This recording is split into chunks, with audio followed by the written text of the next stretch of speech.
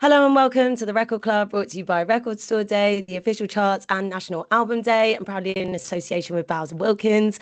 My name is Jess Izat, and I'm excited to say that our guest today is Sprints. We're chatting all about their new album, All That Is Over.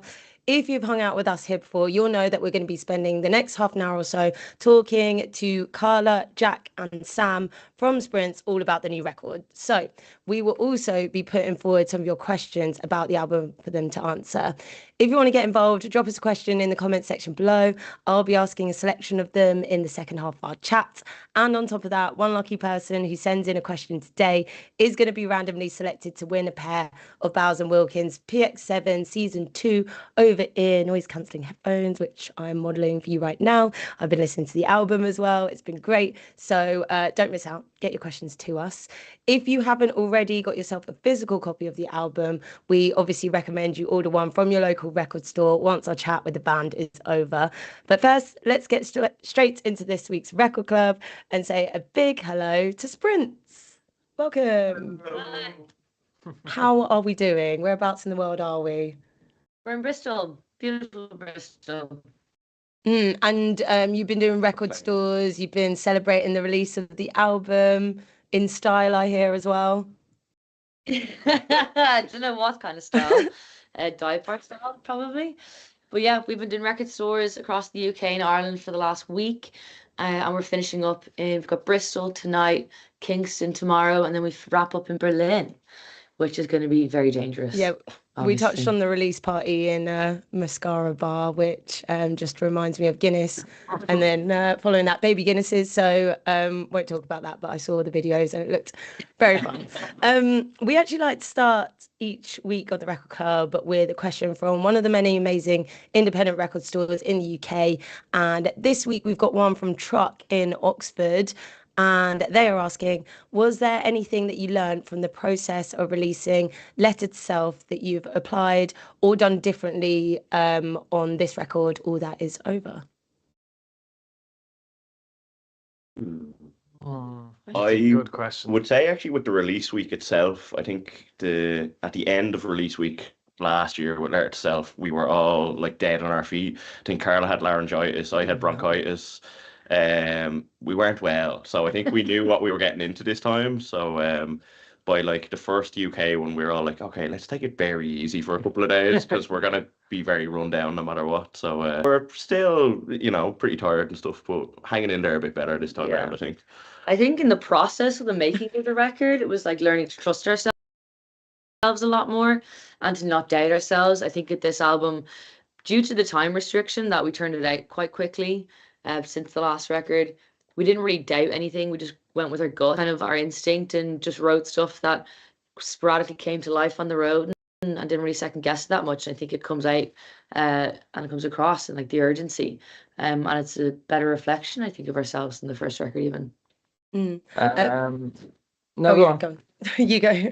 I was gonna say, probably just to enjoy it, and like try not to get like too anxious about, things out of your control, and just be like kind of proud of an album that I like, Yeah, it does 'cause feel assured. That's what I was going to add. Like it feels like business, like you know what you're doing with it. It's like measured. It's not there is an urgency to the Sonics, but I feel like you've got that push and pull, like the balance is there. I think it's quite controlled. And I think that's whether that was consciously or subconsciously, but it's definitely something I think we wanted to come across. I think particularly in our genre, it's very easy to be like go, go, go all the time. But there's a lot of beauty in the quiet moments and in quiet rage. And also the melancholy. I think accepting that and embracing it, not ignoring it, because it is real and it's part of our world and part of our life, but acknowledging it and then providing the catharsis with the rage and the energy is almost like your solution for it.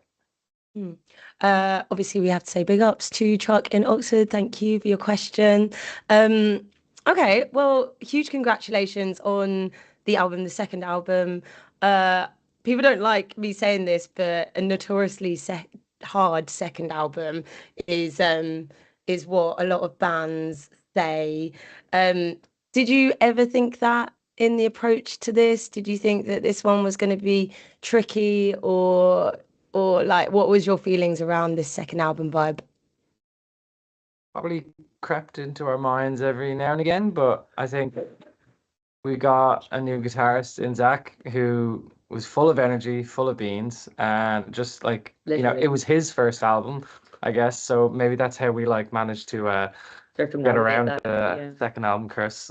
I think the fact we were gigging so much as well, it was after Let Yourself came out, it was our first time going full time with music. So it was just what we were doing all the time. So I think that kind of gave us a bit of confidence as well to just have fun with it and kind of, yeah, we like something, just go with it, I don't think there was any time for us to get nervous, honestly, or to worry about it. We were kind of like, let's just go, like let's just do this, because we want to get in, because we were out touring so much. It's like we've got a 2 month gap where we can potentially record an album. So if we're gonna do it, it has to be then. So either we're ready or we're not. So you just have to go out and run with it and be like, I'm sure it'll turn out great. Like just kind of trust the process. Because going in, like up until like the week before, we were still changing songs, and we're like, oh God, I don't know, but you just have to literally run with it, and then I think, yeah, we kind of escaped any of the Yeah, doubt or the sometimes fear. in the creative industry, I feel like you need those sort of hard deadlines to be able to make those decisions that you could potentially be like overthinking or, yeah, I guess overthinking rather than going with your gut. So that was actually one of my first questions. I was like, how on earth did you have time for this when you are on the road, what feels like constantly? When was that 2 month gap? And was that the entirety of the writing, or were you like, writing and thinking about it whilst you're away? Yeah, talk to me about where this album actually started. 2 month gap was like the first 2 months of 2025, Yeah. January, February. So we went into the studio, I think the start of February. But it probably, like, Carla was kind of constantly writing, but I think as a band it was probably from like September, October onwards. I of mean, the even US yeah, tour. October when Jack joined or Zach joined us again. The January, February was like literally our only time. It was like, okay, right, January, we have like 2 weeks to rehearse, 1 week of pre-production, and then you're in the studio, and that's it. So that was the time frame. It was very limited, but like you said, we love a deadline because otherwise I think you could like kind of lose run of yourself with ideas. So we were like, right, we're in the studio, it's booked. Like we have to be ready and we have to be in there. But the writing process was very much like on tour, in sound checks, like in hotel rooms like this, like working away like on long drives and recording like demos into your voice notes and stuff like that, and kind of anywhere and everywhere. And that's what I think, that organic process is the first time we've done it really this way. And I think it worked a lot better for us because it feels a lot more natural and native to Uh, us.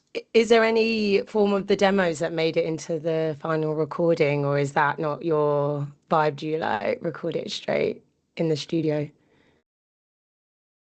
We do everything in the studio, but so the demos make it onto some of like the bonus editions. I've got some digital deluxe editions where you can see some of the original demos, and it's really fun to look back at them because some of the songs are totally different. And even like I was flicking through my journal when we were playing in Brighton, and I had like some of the I made it to the album, like I had them written down. I would have written them like on a plane or when I was scribbling, or like little mumblings to myself that then became a song. So that's really nice, and that's what I love about like actually physically writing and journaling, is that I have that forever now to look back on. And it was mad because there was a track list before there was even an album. I think it's like the first page. It's like album two, question mark, and loads of lists of songs. And half of them like don't exist or didn't make the album. And it's funny to see how much that changes the creative process. Which was the tune that changed the most on this record from demo phase to final product?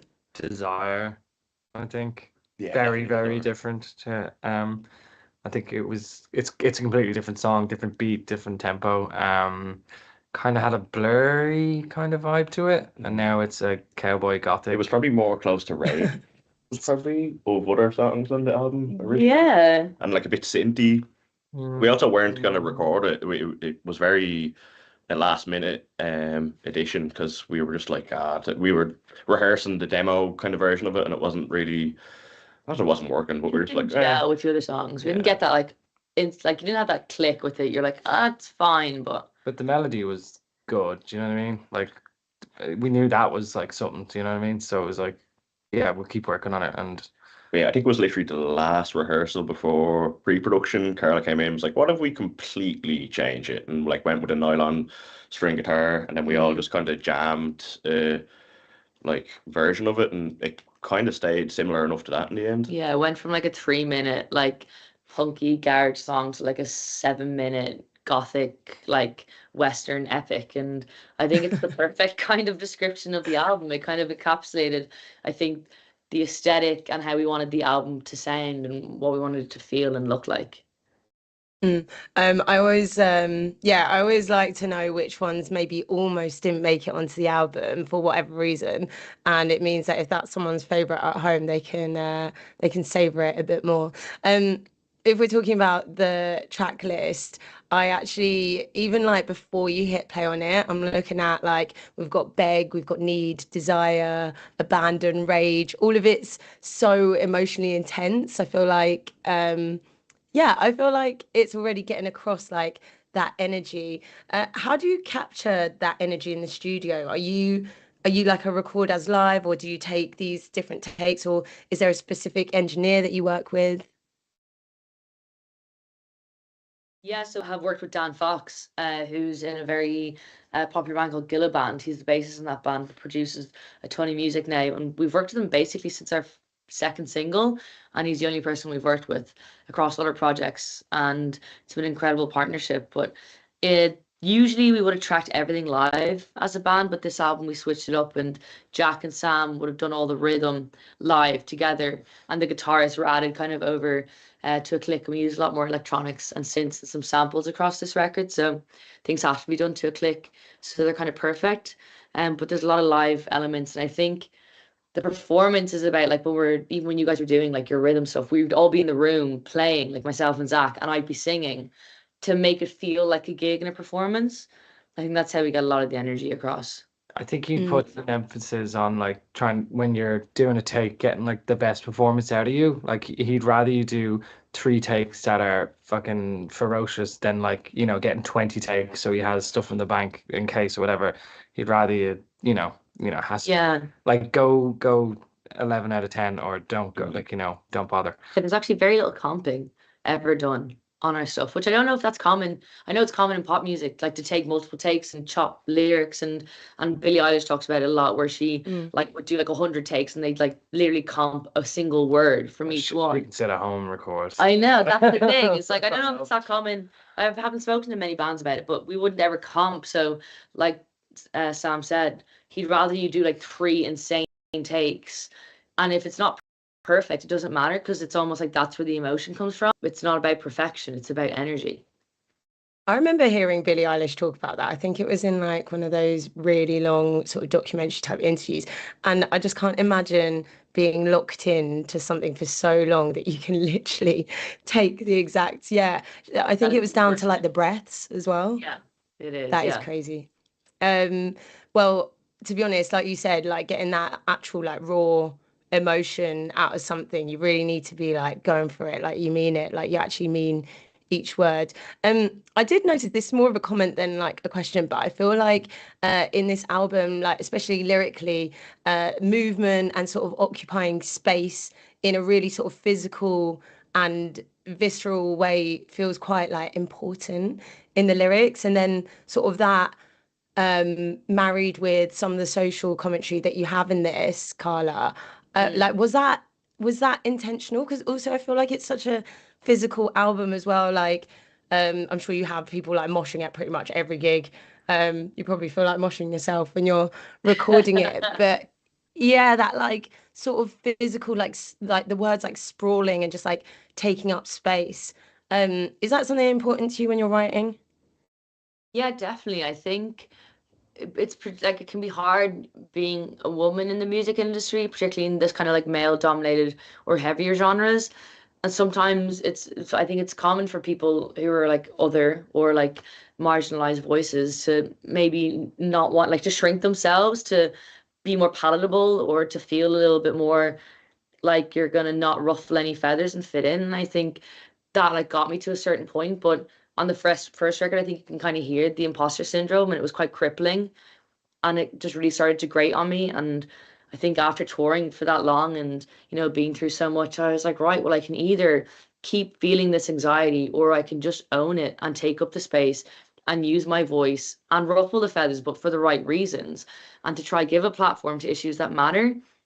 I think I think it's super important that it came through on this record, mostly with the confidence to do that finally, to be like, "Do you know what, I am here and I am going to take up space and I am going to talk that matter to me and to us. And we want to use our platform to advocate for things that matter because, you know, it can be a very tough world for some people to live in. And it can be very hard to find hope in it. So I think it's important that you give that where you can, because otherwise, what are we striving towards? But like total nihilism, basically. Yeah, I just love that it's like not just the sonics, because I'm one of those people on a first listen, like I hear melody rather than lyrics first, so I have to like look at the lyrics, and I feel like it's noticeable. So when people are learning those words, and like especially girls, if they are singing back, or women, or non-binary, other minorities, I don't know, yeah, it feels like powerful in the words as well as just the sound. I have one more question before I can see people getting involved in the comments. Is there a surprising fan favorite since the release of the record? Ooh. I think in the live shows, Beg has been going down really well, which I love Beg. I wanted that to be the first single. Slow burner. So it's surprising that people are like really into it, and I think that's gotten great reactions, which has been great because we love the song. Rage has definitely been good. Rage is probably like, it's a bit more of a like vibey song than a like moshy one, but it's nice to see it like a different type of live reaction. Yeah. Pieces is a fan favorite, which I'm not surprised about because and like it's super moshy and really fast and energetic. But I think it's always nice. You kind of feel like they're all like your children, and you're like watching them go out to play for the first time, and like people are like having fun with it. You're like, oh yeah, so you do like we do. But yeah, no, honestly, the fans have been amazing, and the live shows have been great, especially the record stores, because a lot of them have been all ages as well, which has been fantastic. So teenagers who don't have that many like all ages venues they can go to, or all ages gigs, it's been great to meet them, and you know, to encourage everyone to pick up their instruments and to keep making loads of noise.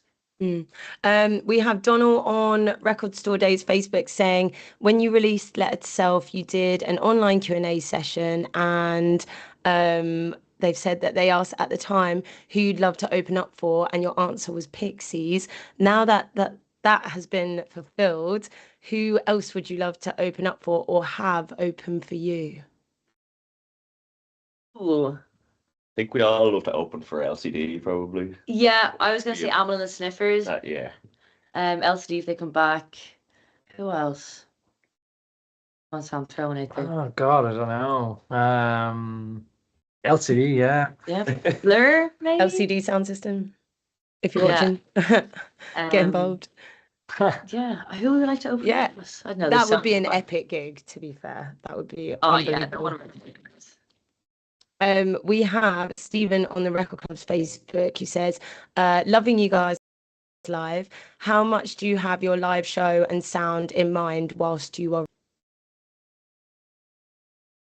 It's always kind of on the mind, really, I think. But I guess because sometimes we try not to go too ham in the studio in like making sounds or creating stuff that we can't replicate live. Like there are some things we can't replicate live at the moment, but like not too far off. So it's always on the mind as well. Yeah, and when you write a song with Pieces, you're like, oh, this should go down well. I think a lot of the songs that came together very quickly were the ones that were like, we knew straight away that like this will be, I can see it at a live show, like Pieces or something's going to happen. And a lot of them were written live. Yeah, like they were written in sound checks. We played them live last year before we went to the studio. So. Like we were writing them in a sound check and then being so bored of the set, like let's just put that in tonight, and it would be that quick. that's why it's the way we write. We like to road test live. It's the best way. It's the best barometer to go by. The answer is yes. That is so cool. But as a fan as well, when you're hearing stuff like that, sometimes you lock onto that version that you heard live, and sometimes they change it in the album. But I also love the idea that your favorite songs have different, like, I don't know, different energies when you're listening. We have Brandon on the Record Club's X. You guys tour pretty relentlessly. What leg of the tour are you looking forward to the most for this album? I'm really looking forward to the UK and Ireland run in November. I have to say, we're playing some pretty iconic venues. Vicar Street in Dublin, which is somewhere that's been like a bucket list dream venue for us. Troxy in London, which last time I was there, which was the first time I saw Susie and the Banshees, and now we're going back to play Manchester. The last time we were there, we were opening for Suede, like Britpop like icons, and now we're playing it ourselves. Like, what, 2.5 years later? But they're massive shows and iconic venues, and I think we know how important a lot of those venues are to the industry. I can't believe it, really. What do you prefer, big or the more intimate venues? I think it's a bit of both, and I know it's a bit of a cop out, but it's like when saying you're doing like a Troxy for Like the a first mascara time. bar. Yeah, well, no, that's so like the first time you do something like that, it's incredibly exciting. But yeah, going back and doing like a mascara bar is so fun as well. But it's just a completely different type of show, like you can hardly hear anything. It's like also cramped and stuff, but there's a kind of chaos that we all love to that as well. But now that we're going from like smaller venues to like theater spaces or whatever, there's a lot more fun we can have in terms of the production. Like, we're stepping that up, and we can think about like, right, what do we want on stage? We can upgrade the visuals, we can invest in this, the light show. Like, we're really spending a lot of time thinking about what it's going to look like. We don't want to just go on with our instruments, on a big stage and not fill it. So there's levels of like stuff you can do. So it is both. Like, it's kind of the best of both worlds. And we have Alana on the Record Club's Facebook who says Day Cuts is such a banger. What is the studio like for you guys? And looking forward to seeing you in Sheffield in November. What is the studio like for you guys? Oh, I guess maybe. It's like this. The studio we recorded in was this beautiful old on the outskirts of Paris. So Dan Fox, our producer, described it as a spooky haunted manor, and we were like, yes, that's where we need to go. That's exactly where this is. But yeah, it was great. It was like studio down the basement. We were staying up above it in the kind of house part. And yeah, I think we all had the best time, didn't we? Yeah, studios typically, it's quite chill, to be honest. Like, it's intense, obviously, you're long days and doing a lot, but we don't like nothing too crazy. Just wake up, have breakfast, record for hundreds of hours, go to sleep, rinse, repeat for however many days we're there.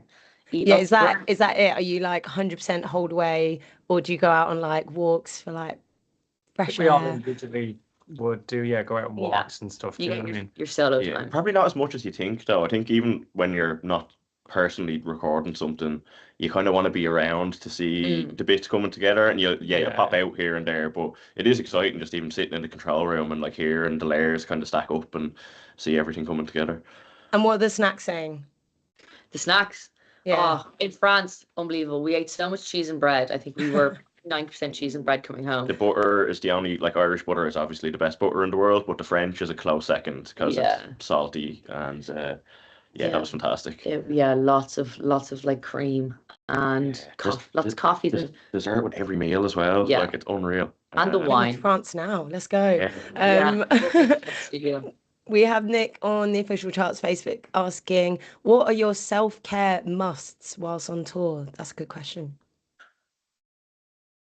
For me, it's books, journaling, walking, and really good albums to listen to in the van. What's your album recommendation, considering we're on the Record Club? I've been loving the Water from Your Eyes record, which I've been listening to a lot. And what else? Olivia Dean, actually, the number one in the charts at the moment. But she's beautiful, heartbreaking music. I also like reading a lot on tour, and definitely trying to exercise as much as possible because I'm getting old now and I just get stiff and miserable if I don't. It's a good kind of like, and also actually if you have a chance, like getting out into nature in some capacity, like whether it's jumping into a big body of water or going for a nice long walk, it's just like clears the head and You didn't say your AeroPress. Oh yeah, the AeroPress, yeah, What's an AeroPress? good quality coffee. Yeah, because Oh. you a lot of hotels with shit coffee, so I have an AeroPress with me now to make good coffee everywhere. First thing he did when we got into this room was make a coffee in his AeroPress. I was like, that's your number one self-care thing. That's right. He's doing up saying like fresh air and body of water and that. Really, it's the coffee. Yeah. I'd say journaling, trying to exercise, trying to get some alone time, and gaming and listening to a lot of music in the van. Is probably what I most do. What's the gaming? What's the tip there? What are you playing? We like 4 of us have the Steam Deck. At the moment I'm playing New Vegas, but I kind of bounce around. I'm really like I'll start games and then lose focus, start another one, and then I hop back between. We all have like portable handheld Steam Decks, so it's kind of like an Xbox that you can bring around with you. And yeah, when we find a new game, you'll go into our van and it's just silence because we're all sitting there with our headphones on. It's like gaming, but it's like when you've got long journeys, you just can completely dissociate and you forget that you're even stuck in a van traveling, and you wake up and you're in Bristol. You're like, fantastic. This Yeah. is a crazy life. Oh my God. I want to be a touring musician. Okay, next tour, I'm in. I'm coming. Guys, that is all we have time for today. We have to announce before the end of this, though, that the winner of this week's Bowers Wilkins wireless headphones prize is, drumroll. Oh, we're hoping that it's Sprints, but it's not. Sorry. We have Stephen on the Record Club's Facebook. Thank you so much for getting your questions to us, guys. Obviously, Stephen, can you slide into the Record Club's DMs? We'll get those headphones to you. Obviously, we recommend to get your hands on a physical copy of All That Is Over. I'm going to be doing the same modelled over there. As you can see, the album is wicked. Get stuck in. Get one from your local record store. My name's Jess Izat. Thank you so much for joining us, sending in your questions. This and all previous episodes are available to watch back on Spotify or YouTube. Carla, Jack and Sam from Sprints, thank you so much. Thank you. Thank you. Cheers.